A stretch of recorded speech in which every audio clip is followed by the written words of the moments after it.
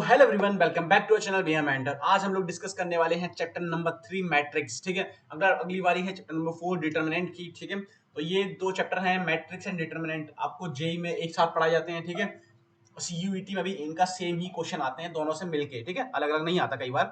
तो ये चैप्टर काफी इंपॉर्टेंट हो जाने वाला है आप लोगों के लिए, तो आप लोगों को काफी ध्यान से एंड तक सुनना है इस चीज, सारे क्वेश्चंस को अच्छे से प्रैक्टिस करना है मेरे साथ। ठीक है, जो बच्चे अभी लाइव देख रहे हैं उनके लिए मैं ये सजेशन दूंगा कि आप कॉपी पेन लेके बैठिए, और जो बच्चे वीडियो देख रहे हैं रिकॉर्डेड इसको, तो मैं उनको ये सजेशन दूंगा कि आप अपने इन क्वेश्चंस का नोट्स बना लीजिए, ताकि उसको आप प्रैक्टिस में भी सॉल्व कर पाए, और अभी तुरंत के तुरंत तो सॉल्व करिए। ठीक है, क्योंकि ये क्वेश्चन बहुत ही इंपॉर्टेंट होने वाले हैं सीयूईटी पॉइंट ऑफ व्यू से, और आपके बाकी एग्जाम जैसे अभी तो जामिया मिलिया इस्लामिया अपना पेपर अलग से लेने वाली है, तो उसके पॉइंट ऑफ व्यू से भी इंपॉर्टेंट होने वाला है। ठीक है, तो चलिए चैप्टर नंबर 3 को आगे बढ़ते हैं।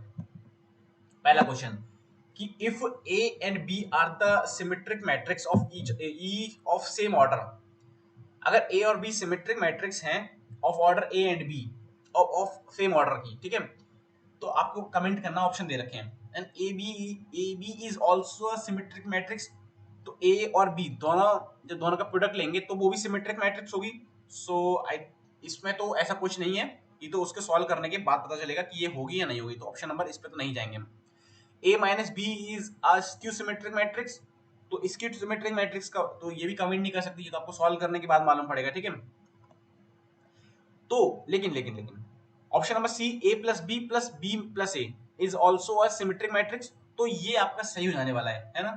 तो ये एकदम सही बात है कि अगर दोनों का product A B plus B A का प्रोडक्ट लेंगे, ये लेंगे, इनका सम करेंगे, तो ये एक स्क्यू सिमेट्रिक मैट्रिक्स बनती है ना। आपने आई होप आपके टीचर्स ने ये नोट्स में भी ये प्रॉपर्टी लिखवाई होगी, है ना। चलो बढ़ते हैं क्वेश्चन नंबर 2 की तरफ।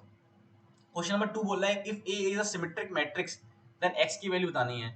अगर A is a symmetric matrix तो ठीक है, तो 3x+6 plus minus 2x+3 x, तो ये हो जाएगा minus of 2x² minus 2x minus 3x plus 1 हो प्लस 3 हो जाएगा, है ना। 6 प्लस 3x, है ना। तो 3x से 3x गए, तो ये इज इक्वल टू 0 करेंगे तो 2x² प्लस 2x माइनस 9, है ना। तो जब इसको सॉल्व करेंगे तो आपकी वैल्यू आ जाने वाली है, तो इसका आपको सॉल्व करेंगे तो आंसर आएगा -4। चेक कर लेते हैं एक बार। 4 16 16 16 टू 32 32 माइनस 4 4, है ना। तो चलिए ठीक है, तो इसका जो आंसर आने वाला है वो आएगा C, option number C, that is -4, है ना। चलो आगे बढ़ते हैं क्वेश्चन नंबर 3 पे। If A is a square matrix, square matrix का मतलब कि 2x2 3x3 4x4, मतलब जो रो और कॉलम दोनों सेम होने चाहिए। Then A minus A transpose, ये कैसी मैट्रिक्स हो जाने वाली है। ठीक है, तो क्वेश्चन नंबर ये 3 है अपना। देखो, ए माइनस ए ट्रांसपोज ये एक प्रॉपर्टी है, तो याद रखना कि अगर एक स्क्वायर मैट्रिक्स है और उसको उसके ट्रांसपोज से माइनस किया जाए, तो जो मैट्रिक्स बनती है वो बनती है स्क्यू सिमेट्रिक। प्रूफ करके दिखाऊं मैं इसको, चल ले लेते हैं। ये ए बी सी डी, ठीक है, इसका मैंने माइनस किया ट्रांसपोज से, तो ए बी सी डी, इसको मैंने माइनस नहीं किया, तो ए माइनस ए 0 हो जाएगा, है ना। तो ये बचेगा 0 0 बी माइनस सी, और ये बचेगा सी माइनस बी, है ना। तो ये जो मैट्रिक्स बन के आएगी क्या बनेगी, स्क्यू सिमेट्रिक, क्योंकि देखो डायगोनल इसका 0 है ना, तो जो मैट्रिक्स बन के आएगी वो स्क्यू सिमेट्रिक मैट्रिक्स होगी। Option number B is the correct answer. ठीक है, आई होप आपको ये समझ में आया होगा। ठीक है, क्वेश्चन नंबर 4 पे चलते हैं। क्वेश्चन नंबर 4 बोला if A is a square matrix then which of the following is a skew symmetrics. अभी पीछे देखा ए स्क्वायर मैट्रिक्स, तो ए माइनस ए ट्रांसपोज भी स्क्यू सिमेट्रिक मैट्रिक्स होगी। अभी ऑलरेडी देखा ना हमने कि देखो, आपको दिखा था पिछले क्वेश्चन में, चेक किया ना हमने, देखो कि if A is a square matrix then A minus A transpose क्या होगा। ऐसे इसका यहाँ उल्टा पूछ लिया है, तो ये हो जाएगा A minus A transpose. Option number B is the correct answer. ठीक है, चलो देखा, अगर आप क्वेश्चन को अच्छे से करते हैं तो पिछले क्वेश्चन से आपका अगला क्वेश्चन भी सॉल्व हो जाता है कई बार। तो क्वेश्चन नंबर 5 बोल रहा है एक इफ ए इज, हमें एक मैट्रिक्स दे रखी है ए और एक बी दे रखी है, देन अच्छा इन दोनों का प्रोडक्ट दे रखा है, तो ए बी बी ए, ठीक है, ए बी बी ए, चलो ले लेते हैं प्रोडक्ट, ठीक है। तो दोनों का प्रोडक्ट करना है, रो वन कॉलम वन, तो ये ए स्क्वायर प्लस बी स्क्वायर है ना, तो ये यहाँ बनेगा रो वन कॉलम टू, तो ए बी, ये टू ए बी हो जाएगा, है ना। तो अपना अल्फा आ जाएगा, अल्फा बीटा तो आ ही गए ना अपने, अल्फा आ जाएगा A square plus B square और बीटा आ जाएगा two A B, alpha A square plus B, option number B is the correct answer, ठीक है। चलो समझ में आ गया अपन को, क्योंकि अगर मैं यहाँ का इसलिए निकाला क्योंकि यहाँ पे भी बीटा है और यहाँ पे भी अल्फा है, तो अल्फा और बीटा निकाल चुके, अल्फा ये रहा और बीटा ये रहा, ठीक है। चलो क्वेश्चन नंबर 6 पे चलते हैं। If A and B, if A and B दोनों दे रखे हैं and A B is a identity matrix of order 3, मतलब ए और बी अपना स्क्वायर मैट्रिक्स है, ठीक है, और ए और बी का प्रोडक्ट करते हैं तो एक आइडेंटिटी मैट्रिक्स बनती है 3x3 की। तो आपसे पूछा है कि ए प्लस एक्स प्लस वाई क्या मिलेगा आपको, तो एक्स प्लस वाई क्या मिलेगा, ठीक है। तो अपन को क्या पहले क्या करना पड़ेगा, इन दोनों का प्रोडक्ट लेना पड़ेगा, ठीक है। ये रो वन कॉलम वन, यहाँ पे आ जाएगा रो वन -2 + 2, ये 0 हो जाने वाला है। देखो आइडेंटिटी मैट्रिक्स तो ये सारी चीजें तो 0 ही होंगी, ठीक है, ये सारी चीजें, तो अपन को सिर्फ डायगोनल चेक करना पड़ेगा, है ना, सॉरी यहाँ पे डायगोनल चेक करना पड़ेगा, तो नहीं तो मल्टीप्लाई तो करना पड़ेगा ना, तभी तो वैल्यू निकलेगी इससे, ठीक है। तो ये तो 0 आ रहा है, अरे यार क्या करना चाहिए, ठीक, मैं इसको जरा सॉल्व करने की इरेज करता हूँ उसको, है ना, इरेजर से इसको इरेज, ठीक है, एक सेकंड रुकना थोड़ा सा, 10, ठीक है। चलो आते हैं इन दोनों का प्रोडक्ट लेते हैं, ठीक है। तो यहाँ क्या आ रहा था अपना, 1 आ रहा था, यहाँ आ रहा था 0, यहाँ पे रो वन कॉलम 3, तो ये हो जाएगा y 0 y प्लस एक्स हो जाएगा, ये y प्लस एक्स, ठीक है। तो इसमें ये 0 0, ये तो 0 ही हो रहा है, ठीक है, और ये 0 1 और ये 0 हो रहा है, ठीक है। और इसको चेक करते हैं अपन, रो रो 3 कॉलम 1, तो ये अपना ये भी 0 हो जा रहा है, ठीक है।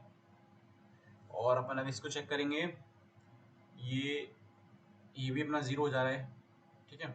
और इसको मल्टीप्लाई करेंगे तो 0, यहाँ बचेगा 1, तो x plus Y is equal to कितना आ रहा है अपना, 0 आ रहा है ना, यहाँ से चेक कर रहे हैं x प्लस वाई 0 आ रहा है, अच्छा x प्लस वाई ही निकालना था हमको, तो देखो आप यहाँ से ही चेक कर सकते, जब आपने ये सॉल्व किया ना, तो आप इससे बता सकते हैं कि x प्लस वाई क्या आएगा, क्योंकि ये आइडेंटिटी मैट्रिक्स है ऑफ ऑर्डर 3, तो ये x प्लस वाई यहाँ से 0 होना है, तो option number A is the correct answer, है ना। फालतू हमने पूरा ही सॉल्व किया इसको, ठीक है। क्वेश्चन नंबर 7 पे चलते हैं। इफ ए मैट्रिक्स दे रखी है ना, तो अपन को बताना है कि एफ एक्स दे रखा है 1 + x अपॉन अपॉन है ना, ये क्वेश्चन नंबर 7, हाँ, एफ ऑफ एक्स प्रोडक्ट में है, तो एफ ऑफ ए पूछा है। अच्छा, आप अब इस 1 को इस तरीके से भी तो ले सकते हैं, 1 आइडेंटिटी मैट्रिक्स 0 1, ठीक है, इसको x 1 2 2 1, है ना। तो ये एक मैट्रिक्स ही बनेगी, मैं ये वाली पहले सॉल्व कर रहा हूँ, तो आप इससे इसी मेथड से आप ये वाली भी निकाल सकते हो। तो ये इनका सम है बीच में, ये 2 2 2 2 ये बन गई, है ना।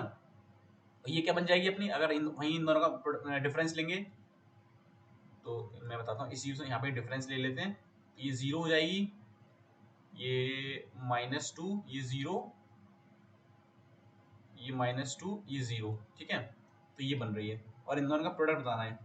तो यहाँ से अगर आप 2 कॉमन लेंगे, 2 2, तो ये 1 बाई, तो ये तो 8 हो जाने वाला, तो ये यहाँ से 8 से समझ में आ रहा है कि ये, और यहाँ से माइनस कॉमन लेंगे तो ये -8 हो जाएगा, है ना। तो यहाँ पे बचेगा 1 1 1 1, और यहाँ पे फिर बचेगा 2 2, क्योंकि यहाँ से अपन ने 2 कॉमन लिया,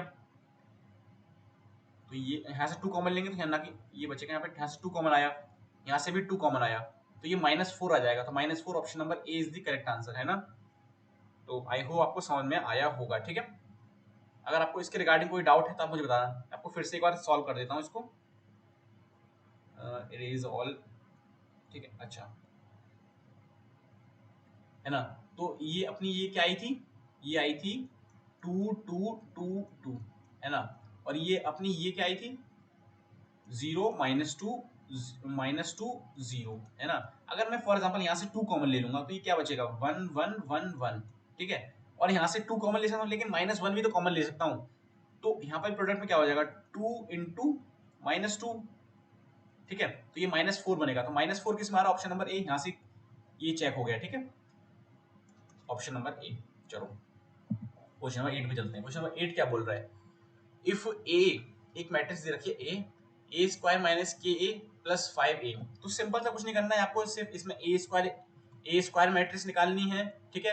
फिर उसमें इसमें हमें के मल्टीप्लाई कर देना है। सब में के मल्टीप्लाई करेंगे तो 3k हो जाएगा, ये 3k 4k हो जाएगा, और आप उसको सॉल्व कर लेना है ना। और ये आइडेंटिटी मैट्रिक्स क्या हो जाएगी 5 0 5 0, है ना। तो इसमें जब ये सारी मैट्रिक्स बना के आप सॉल्व करेंगे तो आपको आंसर मिल जाएगा, ठीक है। मैं ऑलरेडी इस तरीके ऑलरेडी क्वेश्चन सॉल्व कर चुका हूँ। तो अभी इस पर आगे बढ़ते हैं, मैं आपको डायरेक्ट इसका आंसर दे देता हूँ, ठीक है। आंसर होगा option number A, that is 5, ठीक है। चलो क्वेश्चन नंबर 9 पे चलते हैं। ए एंड बी मैट्रिक्स दे रखी हैं, तो प्रोडक्ट का ट्रांसपोज दिया है। तो देखो ये है 3 क्रॉस 2, है ना। ये है ये 2 क्रॉस सॉरी सॉरी सॉरी ये 2 क्रॉस 3 है ना। और ये है 3 क्रॉस 2, ठीक है। तो जो मैट्रिक्स बनेगी वो होगी 2 क्रॉस 2 की। जो प्रोडक्ट आएगा उसका 2 क्रॉस 2।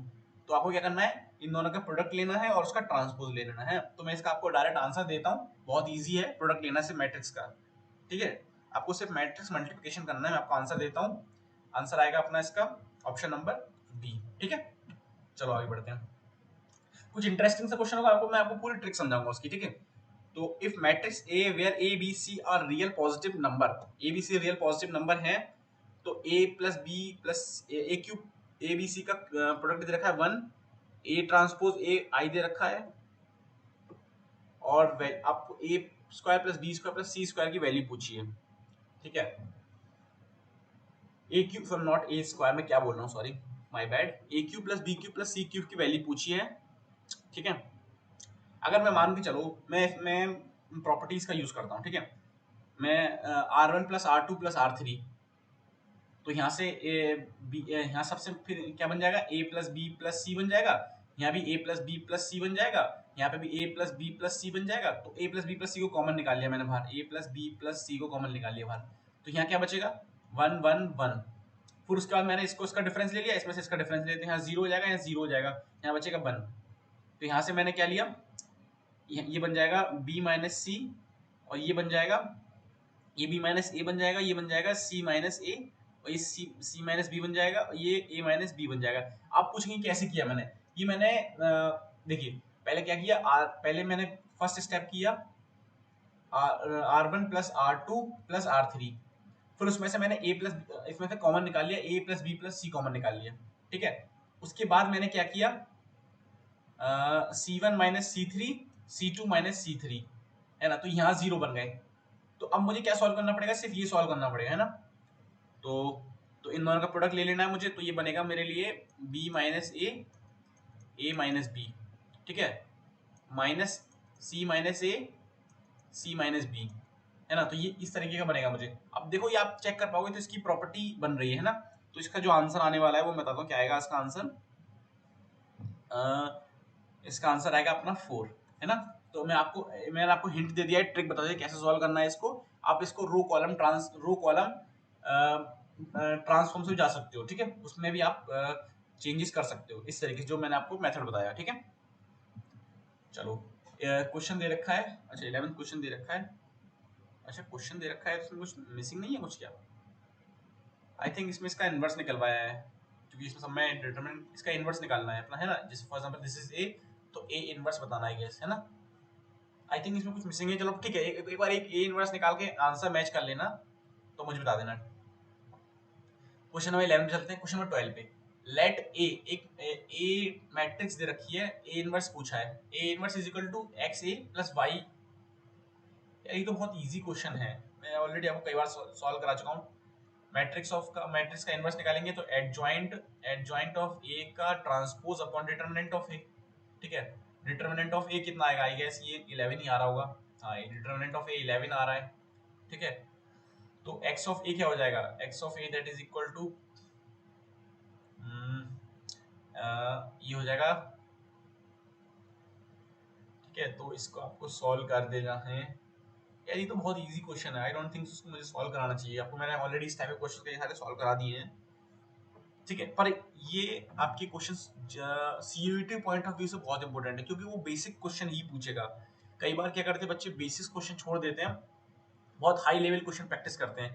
पर एक बात याद रखिए कि आपको सीयूईटी एग्जाम, जो भी कॉम्पिटिटिव एग्जाम्स होते हैं, उनका मेन काम ये नहीं होता कि आपकी नॉलेज चेक करें, वो आपकी सेंस चेक करते हैं कि आप कितने कैपेबल हो उस पेपर के लिए। क्योंकि आप पढ़ते हैं, बहुत सारे बच्चे हैं, इस बार आई थिंक 30 लाख प्लस बच्चे सीयूईटी में अपियर होने वाले हैं। तो क्या 30 लाख के 30 लाख बेवकूफ हैं? नहीं, बहुत सारे बच्चे जो बहुत मेहनती होंगे, आई थिंक 5-6 लाख बहुत बच्चे बहुत ज्यादा मेहनत कर रहे होंगे, 5-6 लाख बच्चे। ठीक है, 10 लाख भी हो सकते हैं। तो सबको तो नहीं मिलेगा ना, ये तो बहुत रियलिटी वाली बात है, आप इसको एक्सेप्ट करना पड़ेगा। तो ये पॉइंट ऑफ, जो एग्जाम्स होते हैं कॉम्पिटेटिव एग्जाम्स, वो यही तो छांटते हैं, यही तो आपको अलग करते हैं कि आप कैपेबल हो या नहीं, उसके नहीं। तो आपको ये नॉलेज के साथ साथ आपका कॉमन सेंस भी चेक करते हैं, आपकी आपकी मेंटल एबिलिटी चेक करते हैं। तो वो कैसे चेक करते हैं कि आपको ऐसे क्वेश्चन दे देंगे एकदम लल्लू, और आपने बहुत हाई प्रैक्टिस क्वेश्चन किए होंगे हाई लेवल के, तो ये आप ये नहीं बना पाएंगे, है ना। तो आपको ये क्वेश्चन खुद बनाना है। आपको इसका आंसर दे देता हूँ। आंसर आएगा इसका ऑप्शन नंबर ए। ठीक है, -1/11, 2/11। ठीक है, चलो। Using the elementary transformation find the inverse of this. ये बोर्ड के पॉइंट ऑफ व्यू से इंपॉर्टेंट है। अगर यही क्वेश्चन अगर सीयूईटी में आता है, तो आप डायरेक्ट इसका इनवर्स निकाल दीजिए, है ना। तो बोर्ड के पॉइंट ऑफ व्यू से क्वेश्चन इंपॉर्टेंट है। एलिमेंट्री ट्रांसफॉर्म करने से बहुत लंबा हो जाएगा क्वेश्चन, आपको डायरेक्ट इसका आंसर दे देता हूँ। ठीक है, आप इसको घर से करते रहिए होमवर्क के हिसाब से।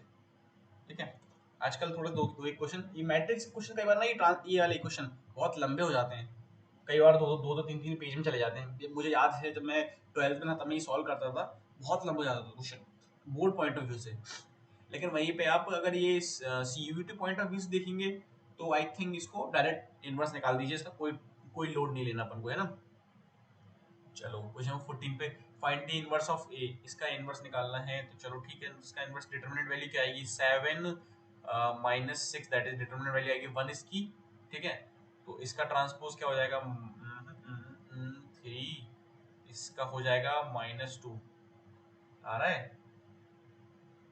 सॉरी, ये 3 बोल दिया मैंने, 7 -2 कहाँ ऑप्शन कोई मैच करा, ऑप्शन नंबर ए मैच कर गया। ठीक है, तो option number A he match कर गया, यहाँ से पहले ही कॉलम से मैच कर गया, है ना। चलो, क्वेश्चन नंबर 15 चलते हैं। इफ ए इनवर्स पूछा है, ए इनवर्स पूछा है, ठीक है, ए इनवर्स दे रखा है, ए पूछा है, तो इसकी डिटरमिनेंट वैल्यू क्या हो जाएगी, डिटरमिनेंट वैल्यू हो जाएगी 2x²। ठीक है, चलो इसको हम आगे बढ़ते हैं। तो अच्छा, एक बात बताइए मुझे कि अगर एक determinant value of A and determinant value of A inverse में क्या रिलेशन है, अगर ये वो रिलेशन आपको पता होगा, तो डायरेक्ट आप इसकी वैल्यू निकाल सकते हो। इसका डिटरमिनेंट वैल्यू निकालो, इसकी डिटरमिनेंट वैल्यू निकालो, और आंसर आ जाएगा आपको। ये आपका होमवर्क है, मेरी तरफ से टास्क है, आपको बताना है कि ये determinant of A and A inverse के ए इनवर्स के डिटरमिनेंट में रिलेशन क्या है। ठीक है, ये बहुत इंपॉर्टेंट है। अब अगर वो आपको ये रिलेशन यहाँ पता होता फॉर एग्जाम्पल, तो आप इसको 1 सेकंड में सॉल्व कर लेते, है ना। क्योंकि क्या करते हैं आप, इसका डिटरमिनेंट निकालते, इसका डिटरमिनेंट निकालते, और आंसर आ जाना था। ठीक है, तो मैं उसका आपको उस फॉर्मूले से नहीं बता रहा, ठीक है, लेकिन आप उसको, ये आपका टास्क है। ठीक है, तो इसका मैं आंसर आपको दे देता हूँ, बहुत इजी क्वेश्चन है आपको दोनों का।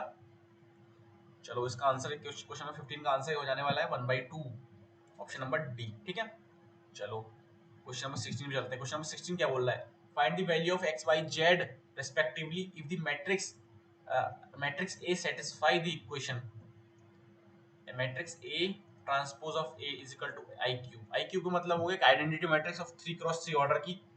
ठीक है, तो value of X Y Z, I think ये वाला मैं बताऊँ ये कैसा क्वेश्चन है। देखो, ये एक मिनट, मैंने आपको बताया था ये क्वेश्चन, अभी तो सॉल्व किया था ये। देखो, ये क्वेश्चन है ना, नहीं नहीं, ये नहीं था वो, मैं दिखाता हूँ आपको। जैसे कि देखिए, ये A transpose into A is equal to I दे रखा है, वहां पे आई क्या दे रखा है, वहां i3 दे रखा है, या ए ट्रांसपोज इनटू ए दे रखा है। तो उसमें पूछा क्या है, उसने हमसे क्वेश्चन में पूछा हमसे कि एक्स वाई जेड की वैल्यू बतानी है ना। एक्स वाई जेड की वैल्यू यानी कि अगर इसमें चेक करें हम, इसमें चेक करें तो ए बी सी की वैल्यू बतानी है हमें, है ना। यही तो है ना, आपको समझ पा रहे हैं इस दोनों क्वेश्चन में रिलेशन। ठीक है, तो आप अब आपको उस क्वेश्चन से रिलेट करके क्वेश्चन करना है, ये आपका टास्क है, ठीक है। चलो क्वेश्चन नंबर 16 का मैं आंसर दे देता हूँ। तो आंसर इसका आएगा बोथ ए एंड बी। अब आप ये पूछेंगे कि मैं दो तीन क्वेश्चन को टास्क क्यों दे दिया, क्योंकि ये क्वेश्चन ऑलरेडी मैंने करा रखा है, एकदम पीछे कराया ना। तो अगर आपसे अगर ये क्वेश्चन नहीं बनता तो फिर तो यार देखो दिक्कत वाली बात है। ये सेम क्वेश्चन मैंने आपको भी दिखा भी दिया कौन सा क्वेश्चन है ना। चलो question number 17, if find A of क्या, आई थिंक कुछ गलती तो नहीं है इसमें। आई थिंक ये होगा फाइंड ए ट्रांसपोज टाइप का कुछ होगा, कुछ ऐसा कुछ है क्या। चलो चेक कर लेते हैं एक बार। इसका डिटर्मिनेंट ऑफ ए क्या आएगा, determinant of A cos square x plus sine square x, जो तो 1 हो जाएगा, जो तो 1 हो जाने वाला है, ठीक है। तो ठीक है, तो इसका ए ट्रांसपोज क्या हो जाने वाला है, ए ट्रांसपोज होगा cos x minus sine x cos x, ठीक है। अब इसका ट्रांसपोज इनटू मैट्रिक्स है, तो इसका चलो आंसर निकालते क्या हो जाएगा, रो 1 कॉलम 1, तो cos square x plus sine square x, तो ये आई थिंक ये आइडेंटिटी मैट्रिक्स बनेगी। ऑप्शन नंबर सी सही आंसर है क्या, चेक करिए। इसका आंसर नहीं है, ऑप्शन सी सही नहीं है। एक मिनट में आपको फिर से कुछ इरेज करता हूँ, सारा बहुत थोड़ा हौच पौच हो गया है, ठीक है। तो मैं ए ट्रांसपोज ले लेता हूँ, ए ट्रांसपोज हो गया cos x minus sine x, ठीक है। ये हो गया साइन एक्स कॉस एक्स, ठीक है। तो चलो अब इन दोनों का प्रोडक्ट ले लेते हैं। तो इनका प्रोडक्ट हो जाएगा, तो ये हो जाएगा ए ऑफ ए ट्रांसपोज क्या होगा, रो 1 कॉलम 1, तो cos square x plus sine square x, ठीक है। रो 2 कॉलम 1, तो sine x cos x minus cos x sin x, है ना। तो ये जो जीरो जाने वाला है, तो आई थिंक ये बनेगा, ये आंसर आने वाला है इसका 1 1 0 0, तो आइडेंटिटी मैट्रिक्स ऑफ ऑर्डर 2, तो option number B is the correct answer, ठीक है। चलो क्वेश्चन नंबर 18 पे चलते हैं। क्वेश्चन नंबर 18 क्या बोल रहा है, if a then a plus 2a transpose. अरे यार ये तो फिर से एक लल्लू क्वेश्चन हो गया, है ना। क्या यार कैसे क्वेश्चंस हो गए आजकल ये। लेकिन ये सीयूईटी पॉइंट ऑफ व्यू से भाई साहब यही बहुत इंपॉर्टेंट है, ये क्वेश्चन बहुत इंपॉर्टेंट है सीयूईटी पॉइंट ऑफ व्यू से। पर बोर्ड पॉइंट ऑफ व्यू से थोड़ा सा लेंदी हो जाएगा, लेंदी तो नहीं होगा, काहेगा लेंदी। ये ट्रांसपोज निकालना, उसमें 2 मल्टीप्लाई करके दोनों का सम ले लेना है, तो बहुत ही लल्लू क्वेश्चन होने वाला है। तो आप इसको सॉल्व करके मुझे बताइए, आंसर इसका ए ट्रांसपोज आने वाला है, ठीक है। चलो क्वेश्चन नंबर 19 पे बढ़ते हैं। Question number 19, for N E square matrix A into A transpose is, किसी भी स्क्वायर मैट्रिक्स के लिए ए इंटू ए ट्रांसपोज क्या हो जाएगा, तो दैट इज सिमेट्रिक मैट्रिक्स। याद रखना इस चीज को, दैट इज सिमेट्रिक मैट्रिक्स, है ना। ऑप्शन नंबर बी, ये याद रखना बहुत इंपॉर्टेंट है क्वेश्चन सीयूईटी के लिए, सीयूईटी के लिए बहुत ज्यादा इंपॉर्टेंट है, बहुत ज्यादा इंपॉर्टेंट है, very very very important question आएगा। तो ऐसा ही आएगा, आपसे प्रॉपर्टी पूछ लेगा, ठीक है, या फिर ऐसा क्वेश्चन आएगा ये, ठीक है। चलो चलो आगे बढ़ते हैं क्वेश्चन नंबर 20 पे। क्वेश्चन नंबर 20 क्या बोल रहा है, क्वेश्चन नंबर 20 बोल रहा है कि इफ एक ए मैट्रिक्स दे रखी है, is the sum of matrix, if A is the sum of symmetric matrix B and skew symmetric C, then B बताना है आपको। अरे भाई साहब ये कैसी बात हुई, if A is the sum of A is the sum of B, B क्या है, सिमेट्रिक मैट्रिक्स है, symmetric and matrix C, matrix क्या है, स्क्यू सिमेट्रिक, तो आपको बता रहा है बी बताना है आपको। चलो भैया, तो देन बी इज, अच्छा बी इज, लेकिन आंसर में ए ही मार्क कर रखा है, क्या ही बात है यार, ये तो